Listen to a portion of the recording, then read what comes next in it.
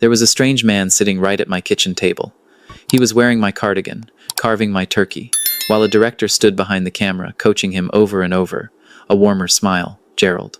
Give me a warmer smile. But that's not what made my skin crawl.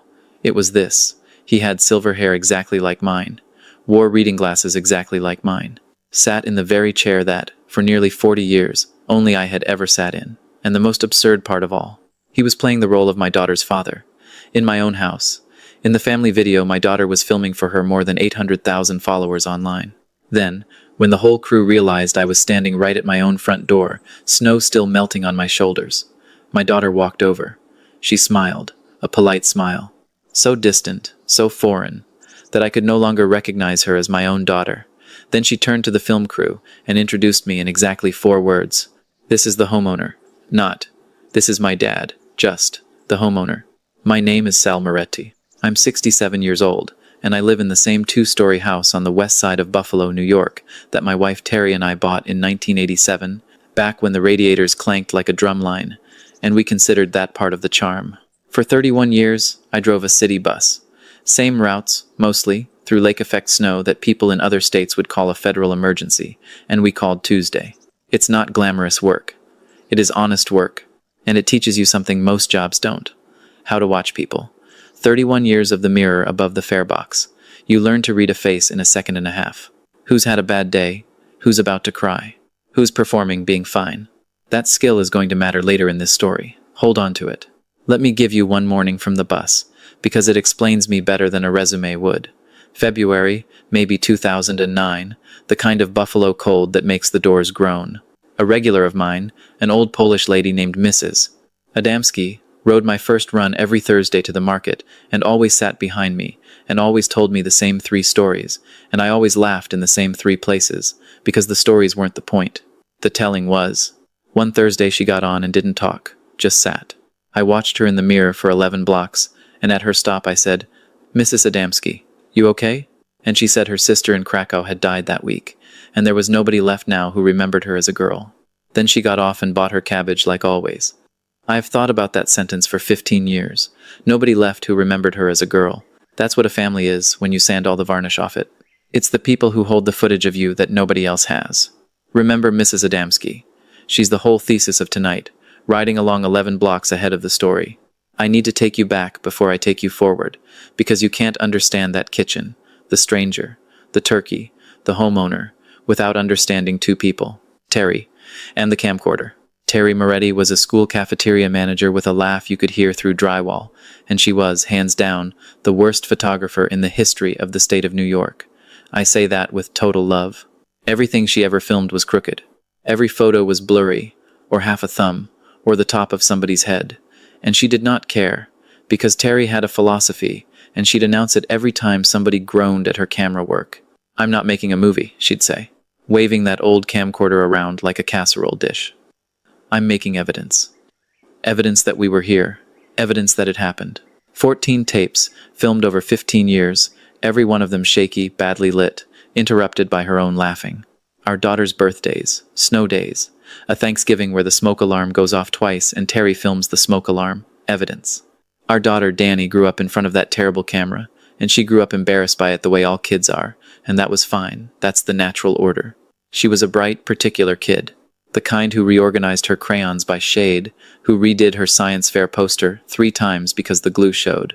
Terry used to kiss the top of her head and say, "This one came out wanting the world to sit up straight. No harm in it. Not then." Terry died on an ordinary Thursday in March, 12 years ago. An aneurysm, no warning, no 14-month battle, no chance to say the things. She was unloading the dishwasher, and then she wasn't, and I have relived the 11 minutes of that morning enough times to tell you what was playing on the radio. Donnie was 19, home from her first year at college for spring break. She was the one who called the ambulance. And here is the detail that this entire story turns on, so I'm going to set it down carefully.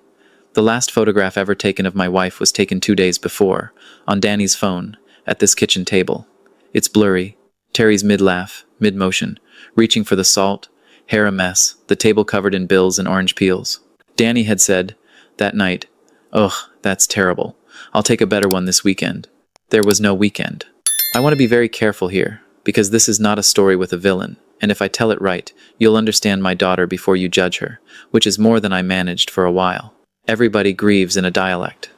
Mine was routine. The bus, the house, the garden Terry planned and I now argue with. Danny's dialect was control.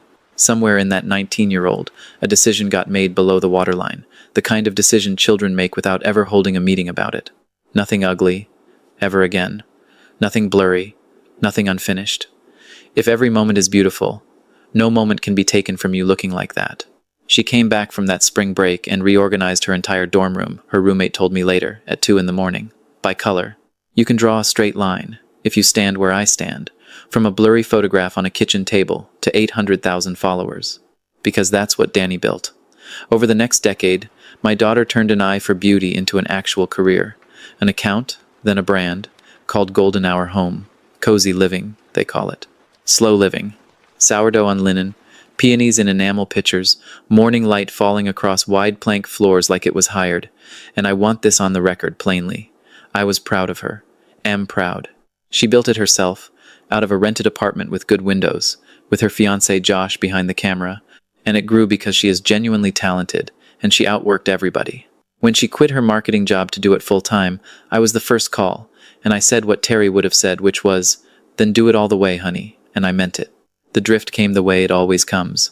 Not a slammed door. A dimmer switch. First, small. I noticed I was never in anything. 12 years of Sunday dinners, holidays, the garden, and not one frame of me anywhere in the golden hour. Fine. I'm a 67-year-old retired bus driver. I'm not exactly the aesthetic, and honest to God, that part alone never wounded me. Then it got stranger. My neighbor's granddaughter, sweet kid, follows Danny, and one afternoon she said to me, "Careful as a nurse, Mr. Moretti.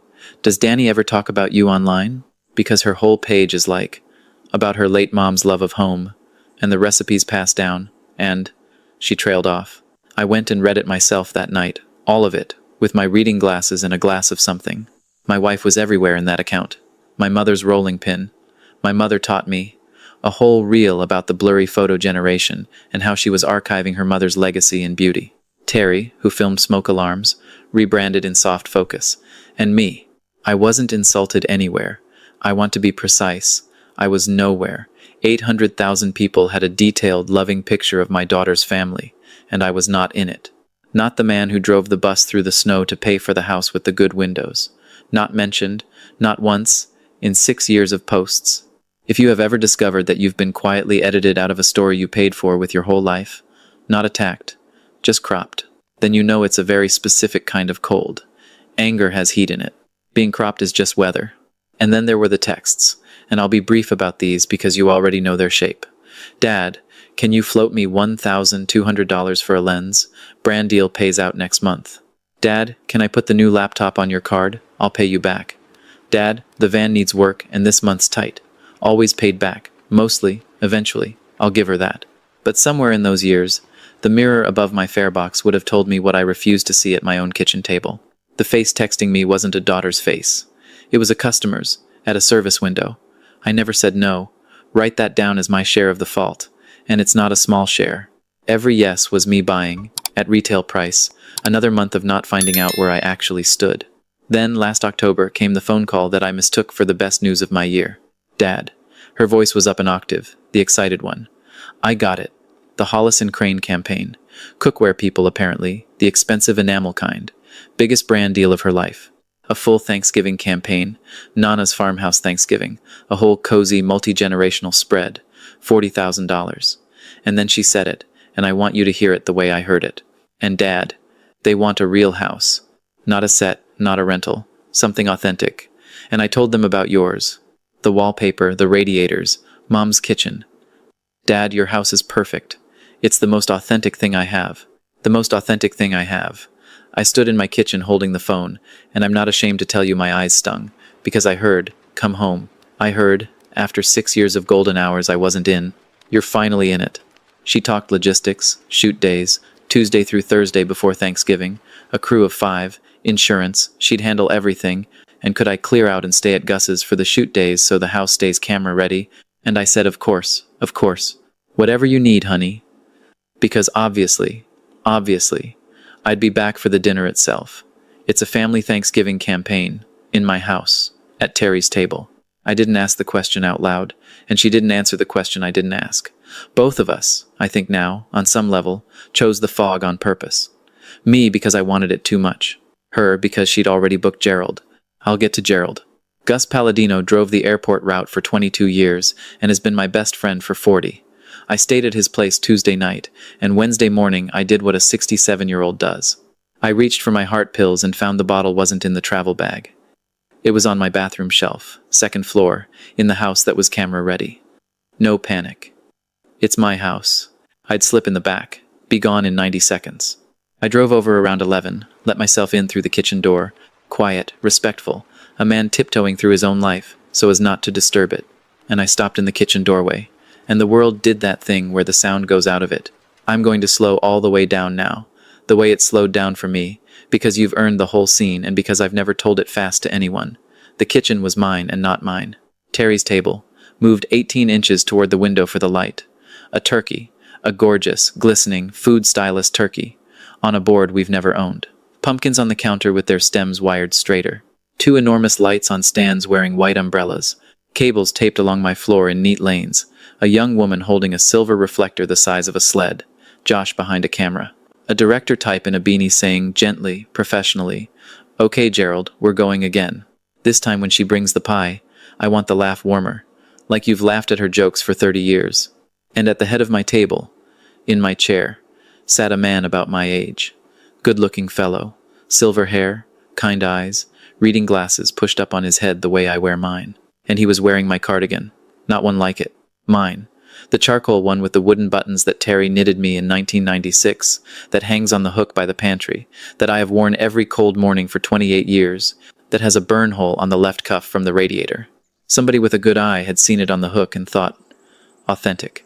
The room noticed me in stages, the reflector girl first, then the beanie, then Josh, whose face did something complicated, then Gerald. Poor Gerald, who half rose out of my chair with the instant, animal courtesy of a man who's just realized whose chair it is, and then Danny turned around, my daughter, in a linen apron, holding a pie, and I watched her face in that second and a half, and 31 years of the mirror above the fare box read it for me, involuntarily, the way you read a stopped watch, panic, then calculation, then the landing. She crossed the kitchen, and she smiled a smile I'd seen 800,000 strangers receive, and she touched my arm, and she turned to her crew, and she said it. Everyone. This is the homeowner. Dad, we're right in the middle of a take. Is everything okay? The homeowner. Here's what I want you to understand about the next 60 seconds, because it's the part I'm least proud of, and most sure about. I did not blow up. I did not deliver the speech, and believe me, the speech was available. The speech had been writing itself in my chest since the word homeowner landed. I looked at that room. 5 working people, none of whom had done anything to me, on a job. A nice man in my dead wife's handiwork looking like he wanted to evaporate. And my daughter, holding a pie, in her mother's kitchen, having hired a warmer, laughing version of her own father. And behind the panic in her eyes I saw, for a flash, the 19-year-old with the blurry photo, and I understood, standing there in my melting snow, that whatever this was, it was not simple cruelty, and that anything I said at volume would be filmed on somebody's memory forever. So I said, forgot my heart pills. Quiet, true. I went upstairs, got the bottle, came back down through that silent kitchen where nobody had moved, and at the door I stopped, because there was one thing, and I kept my voice as level as a bus on dry pavement. The cardigan goes back on the pantry hook when you wrap, I said. My wife made it. It's not a prop. And then I looked at Gerald, because none of this was Gerald's fault, and I said, you wear it well, though. And I left my own house, and I sat in my truck at the end of my own street for 20 minutes, and I called nobody, and I told nothing to the steering wheel, which received it anyway. Honestly, if that were you, standing in that doorway, what does your version look like? I've asked myself 100 times whether the calm was wisdom or just shock wearing wisdom's coat. I still don't fully know. What I know is what Terry used to say when the bus company did me wrong. Sal, don't spend big feelings in small rooms. That kitchen, full of strangers on a clock, was a small room. The big room was coming. I drove back to Gus's, and I didn't say anything for most of the afternoon, and Gus, who has known me since Nixon, did the correct thing, which was nothing. He put a game on. He made grilled cheese. And around 9 that night, over cards neither of us was really playing, he finally said, you gonna tell me, or am I gonna have to hear it from the neighborhood? So I told him, all of it. The lights, the turkey, the chair, Gerald, the cardigan, the homeowner. And Gus set his cards face down on the table, which in 40 years I have seen him do maybe 5 times, and he was quiet for a long minute, and then he said the thing that reorganized my whole week. Sal, you know what gets me? It ain't the actor. I looked at him. A stranger can play you. That's his job, no harm in him. What gets me is, and he tapped the table once, slow. She's got the real one, alive, 20 minutes away, free of charge. And she went casting. He picked his cards back up. You don't hire a sunrise, buddy. Not while the window's right there. I didn't sleep much that night in Gus's guest room, staring at a ceiling fan, holding that sentence. Not while the window's right there. And somewhere around 2 in the morning, I stopped being hurt and started being clear, and if you've lived long enough, you know those are different weathers entirely. Hurt asks, how could she? Clear asks, what now? And what now had 2 days to introduce itself, because Friday was coming. It came Friday, by email, and it brought a friend. The email was from Hollis and Crane's production coordinator, CC my daughter, subject line, location release, UR Gent, with a form for my signature, standard thing. They can't air a campaign shot in my house without the homeowner's signed release. And 20 minutes behind it came a text from Danny, the first direct words since the homeowner, and I'm going to give it to you complete because its shape tells you everything. Hey Dad, crazy week. They need that release signed by Monday. Also the shoot ran over budget, catering and Gerald's day rate, and payment doesn't land till the campaign airs. Could you float me $3,000 just till then? You're a lifesaver. Read that twice. I did. No mention of Wednesday. No mention of the kitchen, the chair, the cardigan, the word. Crazy week, exclamation point. A signature request and an invoice, folded into a text to a lifesaver. And something in me, friends, went quiet in a way I can only describe as final, not rage quiet. Toolbox quiet. The quiet of a man who has finally located the stripped screw. I didn't send $1 with a bitter memo. I didn't change a single lock. She can walk into my house until the day I die. That door was never the door that mattered. What I did took 11 words and cost me nothing and everything. I replied to the coordinator's email, CC my daughter, Sunday night. The location was not, and will not be, available. S. Moretti. And then I put the phone in the kitchen drawer, under the takeout menus, and I made myself a fried bologna sandwich, which is what my father ate on the days he had to be brave. And I sat in my chair, and I ate it slowly. The campaign died Monday afternoon. $40,000, the biggest deal of her career, unairable. Not because I attacked anything, but because I declined to donate my one remaining possession in that transaction, which was my consent. The calls started Monday evening. I let the first 2 ring out, not as strategy. I genuinely didn't have the words assembled yet. The third one I answered, and it was bad, and I'll spare you most of it because you can write it yourself. Unbelievable. Sabotage. Do you know what this cost me? Over what? Over a word? You embarrassed me in front of my whole crew. And I waited until she ran out of it, the way you wait out a skid, no sudden moves, and then I said the only speech I ever gave in this entire story, and it was 4 sentences. Danny, on Wednesday you had a version of me in that kitchen with a warmer laugh, and a version of your mother rebranded in soft light, and it photographs beautifully, and none of it happened. I drove a bus for 31 years past billboards of families that don't exist. I know the difference between an ad and a house. I'd rather be nowhere in your picture than played by a nicer man in it. Silence. Then she hung up. And the silence that followed lasted 5 weeks.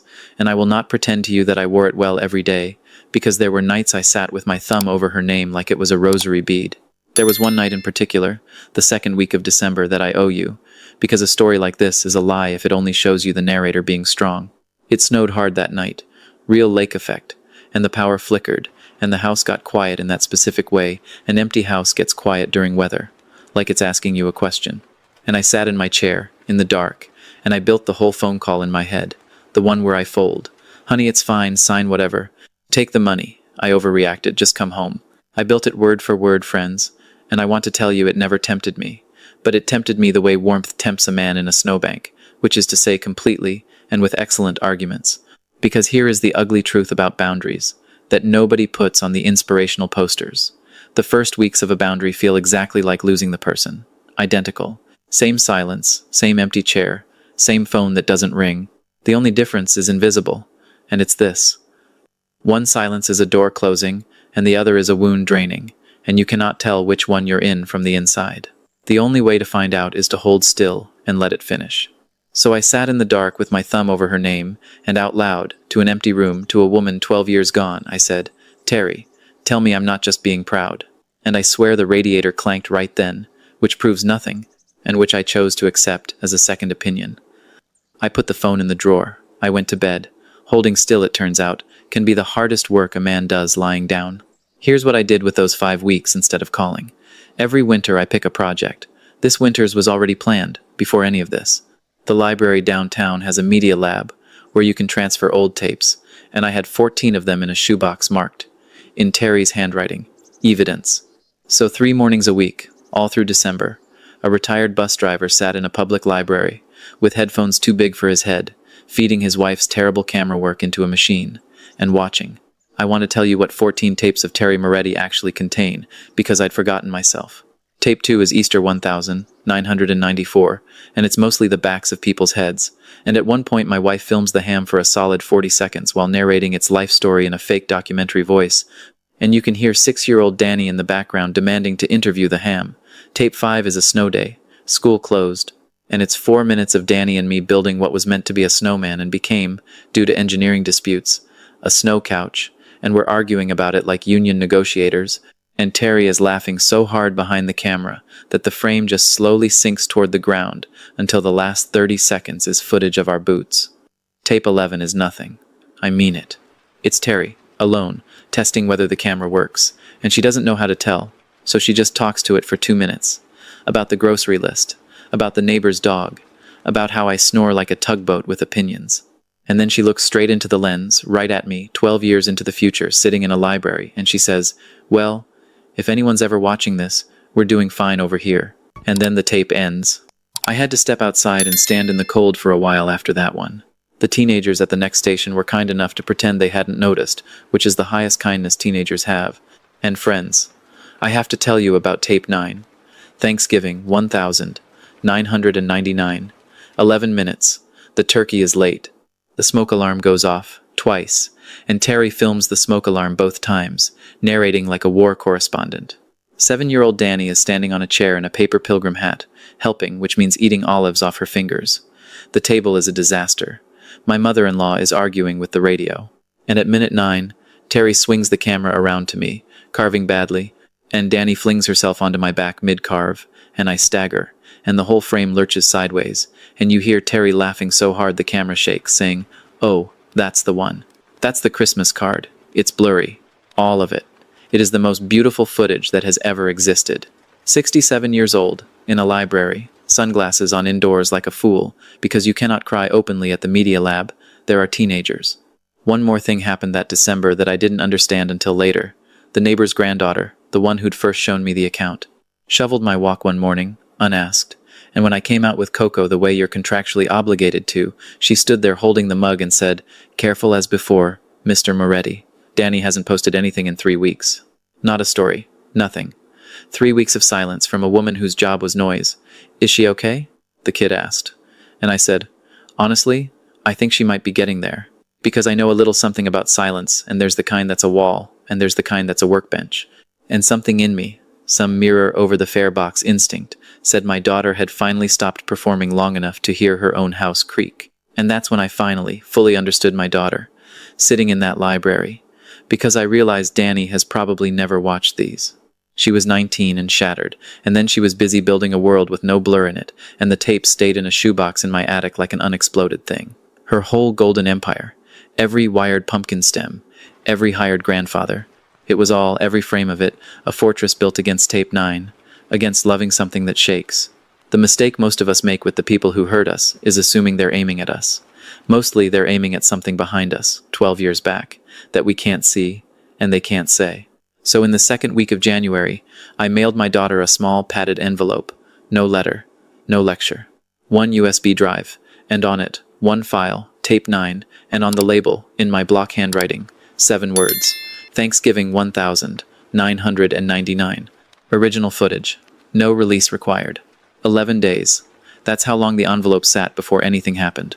I know because she told me later she couldn't open it, that it lived on her counter like a stove she was afraid was still hot.